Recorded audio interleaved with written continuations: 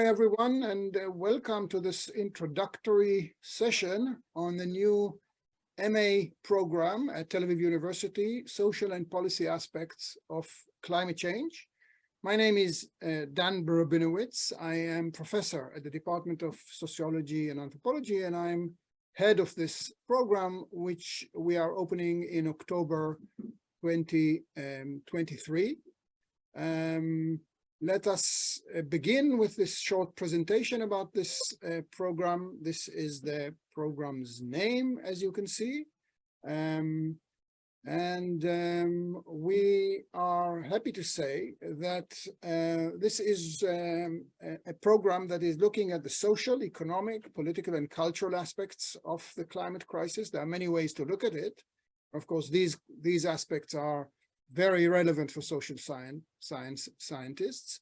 We are hoping to develop new research tools, partly with the help of our students, that would enable to push the social science research into climate issues further. And also we want to use this program to train young professionals that can then contribute to develop applied tools and new roles in governments, in civil society, industry, and finance, who are all thirsty for people with qualifications in climate. It's the only master's level program in Israel today which is dedicated to climate change in any discipline, in any of the universities. And it's one of only a very small number of master's programs globally that focus on social aspects of climate change. We only are aware of less than 10 such programs around the world. We're happy to have a really outstanding team of professors from Tel Aviv University who come from disciplines such as anthropology, sociology, urban studies, policy studies, geophysics, political ecology, security studies, and more. And we also are very proud to include in our team people who have been at high-level legislation and administrative jobs to do with policy making and climate policy.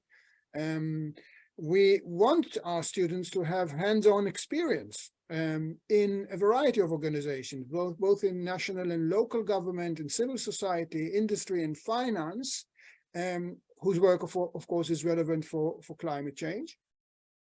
And we also, for that reason, are hoping to include, as part of the program, a number of elective workshops that are over and above the actual diploma, the master's diploma that the students get. But these are additional workshops that would lead to certifications in society and environment and governance indicators. So this is something that organizations across the board are now finding more and more useful, to have in-house officers who can do SEG assessment of the organization itself. It's very important for marketing in Europe, in America, and so on. And we will also, and it includes, of course, carbon accounting, which is one of the indicators most relevant for organizations today.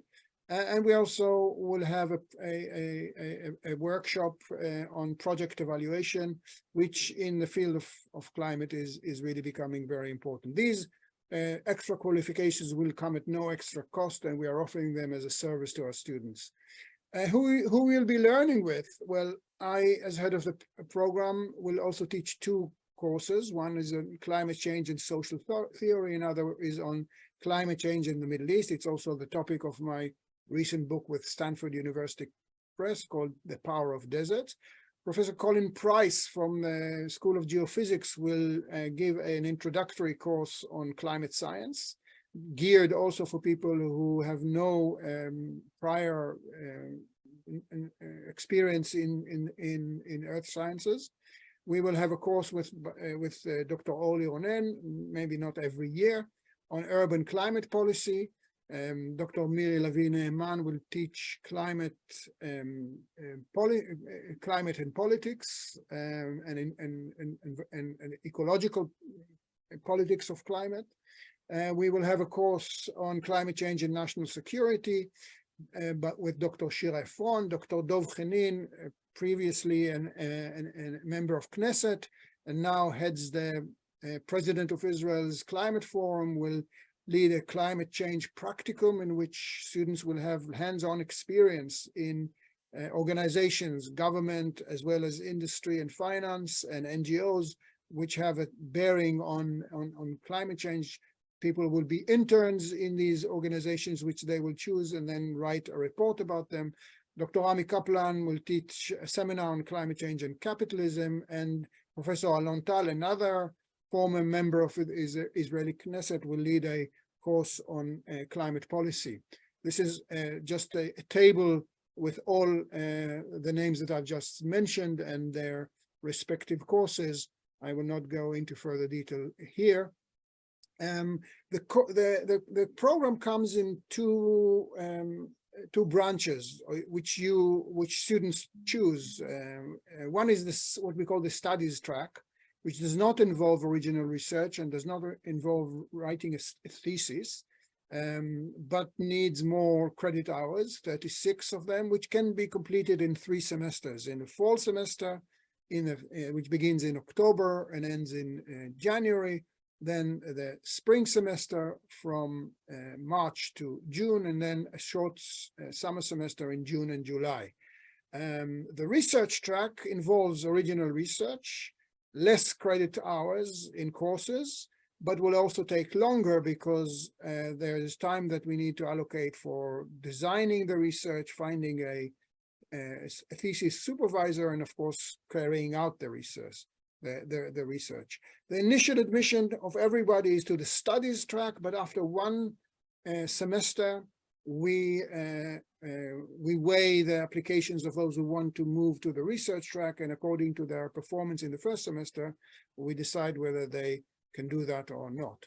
This is a schematic view of the structure of the program. You can see that there are a number of mandatory courses, 4 in fact, everybody has to take. And then in the middle section, you can see a number of elective courses which are dedicated to the program and are given by professors at the program, in which students do not have to take all of them, but have to select a number of them. If they are in the study track, they would probably need to have 5 of these elective courses that we offer. If they are in the research track, then only 3. And then there are also 2 seminars which students have to select one of, one on climate, Israel and the Middle East, and one on climate and capitalism. There are also elective courses that you can take, that students can take from elsewhere in the university, but the sum total of these come to 36 credit points for the study track and 2 for the research track. This is a sample schedule of how a schedule might look for someone taking the course. You can see that it's now the structure of this table is by semester. So there is a suggestion of how a semester, first semester and second semester might look, and you can see that we are thinking about 15 credit points. That's 5 courses per semester. The particular timing, the timing of what courses can be taken is a little bit more flexible than that, but that's only just for a general impression of how a year with us could look for those who are taking the study track or the research track. The admission criteria are, even though we are at the School of Social Science, we are not insisting on people coming with a bachelor in the social sciences. People can come from all walks of academic life, but it has to be from a university which is internationally recognized according to each country. So any background is good. We need a GPA as an admission criteria of at least 80, and it can be 75 if the applicant holds a degree in life sciences, exact sciences, engineering, or medicine. We would need 2 recommendation letters from people who know the applicant and their academic work, and also a statement of declaration of intent that the candidate writes himself.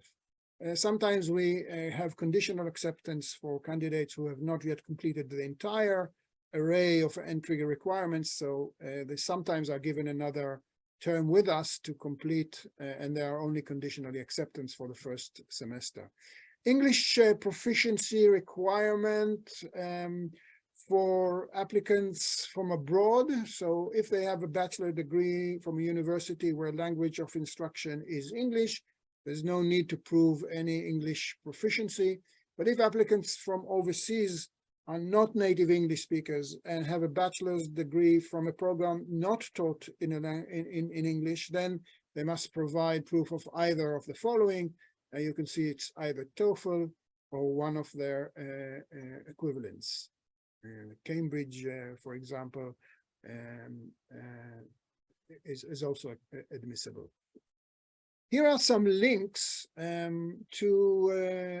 would be helpful for those interested in wanting to learn more about our program. I will immediately put these links also in the chat.